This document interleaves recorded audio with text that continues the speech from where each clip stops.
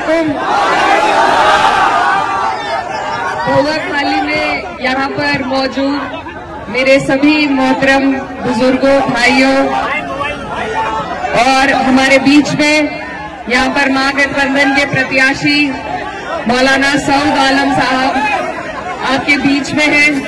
मैं बहुत दूर से आपके बीच में आई हूँ, आपकी बहन हूँ, आपकी बेटी हूँ, और सिर्फ इसलिए कि आज पूरे देश की नजर अगर कहीं है तो आप लोगों के ऊपर है कि बिहार की ये अजीम जनता हमें रास्ता दिखाएगी कि इस देश को किस दिशा में चलना चाहिए। नफरत के दिशा में, बेरोजगारी और गरीबी के दिशा में, या एक उम्मीद के दिशा में। तो आज हम सब आपके बीच में महागठबंधन के रूप में एक ऐसा गठबंधन लेके आए हैं जहां सभी का मान सम्मान, सभी की इज्जत होगी, जहां आपकी तरक्की के लिए, आपकी आने वाली नस्लों की तरक्की के लिए काम किया जाएगा। ये जो धरती है बिहार की, ये मेहनत कष्टों की धरती है और यहाँ पर सबसे ज्यादा ईमानदारी से मेहनत करने वाले हमारे भाई रहते हैं। लेकिन अफसोस की बात है कि आप लोगों को रोजगार के लिए अलग अलग सूबों में जाना पड़ता है, अलग अलग राज्यों में जाना पड़ता है। ये आपकी जो सरकार है, ये आपको नहीं रोजगार देना चाहती, आपकी तरक्की नहीं चाहती है। अब बहुत लंबा वक्त काट के आपके सामने ये सुनहरा मौका है कि आप लोग, हम सब एकजुट होकर मिलकर इस सरकार को बदलने का काम करें। और ये सरकार सिर्फ तब बदली जा सकती है जब हम बहुत समझदारी और सूझबूझ के साथ ये आंकड़े जोड़े कि सरकार को हरा कौन सकता है। ये गठबंधन इसीलिए आपके लिए बना है कि सब आप और हमारे जैसी सोच रखने वाले, तरक्की की, भाईचारे की सोच रखने वाले लोग एकजुट होकर इस नापाक सरकार को बदलने का काम करें। मेरे भाइयों, मैं आपसे ये कहना चाहती हूँ कि आप लोग अपने इन वोटों को, अपनी ताकत को बंटने नहीं दीजिए। एकजुट होकर, एक तरफ होकर जब आप और हम वोट करेंगे तभी जाके हमें तरक्की हासिल हो पाएगी। हमारे बीच में मौलाना सऊद आलम साहब, अब भी आपके विधायक थे, आपकी लड़ाई लड़ते रहे, और फिर से आपको और हमें कोशिश करनी है कि इनको फिर से हम जिताएं ताकि हमारी सरकार बन सके।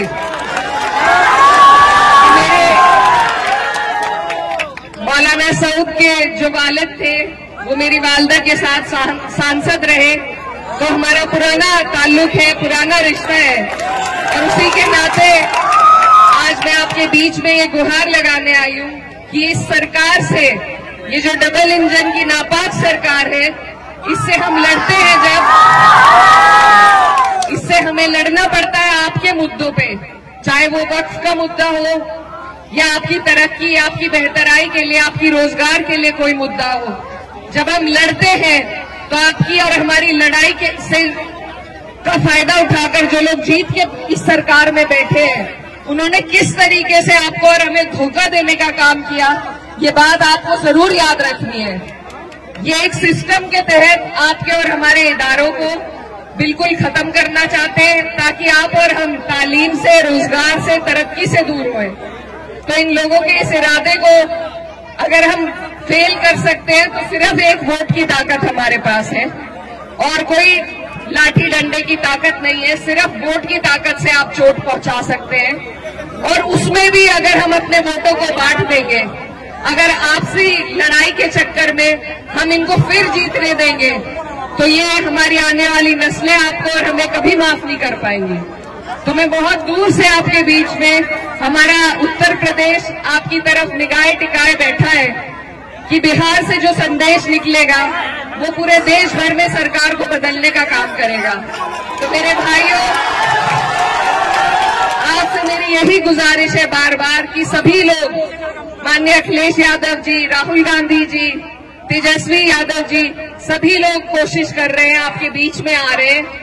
इस बार आपके पास मौका है। अगर इस बार मायूस हो गए तो फिर लंबा मौका हाथ से चला जाएगा, इसलिए आपको चूकना नहीं है। और लालटेन का आपका बटन है, आने वाली 11 तारीख है।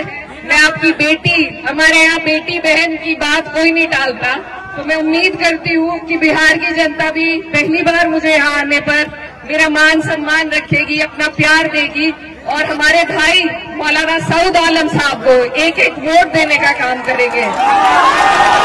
और भी जो लोग हैं वो भी अपने हैं, वो भी लड़ रहे हैं, लेकिन मेरा बस आपसे ये सवाल है कि वोट डालने से पहले ये सोचिए कि क्या वो सरकार बना सकते हैं।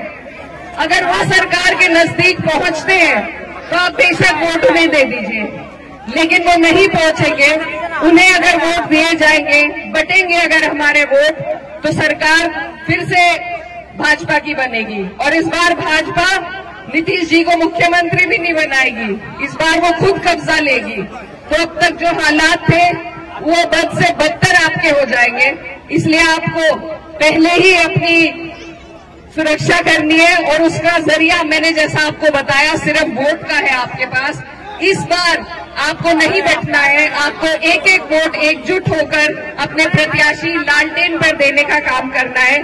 तो इन्हीं बातों के साथ मैं उम्मीद करती हूँ कि बोआखाली की ये जनता, ये गयूर आवाम सही फैसला लेगी, लालटेन का बटन दबाएगी और मौलाना सऊद साहब को यहाँ से जिताने का फिर से काम करेगी। आप सब यहाँ मेरी बात सुनने के लिए इकट्ठा हुए, यहाँ पर दूर दूर से लोग आए, मैं आपका तहे दिल से शुक्रिया अदा करती हूँ। और बस एक बात के साथ आपसे विदा लेना चाहती हूँ कि उसूलों पर जब आ जाए तो टकराना जरूरी है, जिंदा हो तो जिंदा नजर आना जरूरी है। और जिंदा कौम की और जिंदा दिल्ली की अगर सबसे बड़ी मिसाल कोई हो सकती है तो वो इस बार इस सरकार को उखाड़ फेंकने की ही मिसाल आपको देनी है। आप सबका यहाँ आने के लिए बहुत बहुत शुक्रिया, धन्यवाद। दुआओं में याद रखिएगा। अस्सलाम वालेकुम।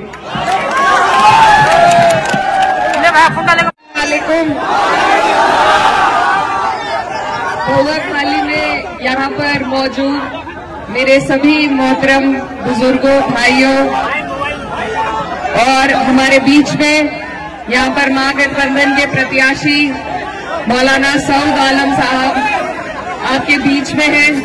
मैं बहुत दूर से आपके बीच में आई हूँ, आपकी बहन हूँ, आपकी बेटी हूँ और सिर्फ इसलिए कि आज पूरे देश की नजर अगर कहीं है तो आप लोगों के ऊपर है कि बिहार की ये अजीम जनता हमें रास्ता दिखाएगी कि इस देश को किस दिशा में चलना चाहिए, नफरत के दिशा में, बेरोजगारी और गरीबी के दिशा में या एक उम्मीद के दिशा में। तो आज हम सब आपके बीच में महागठबंधन के रूप में एक ऐसा गठबंधन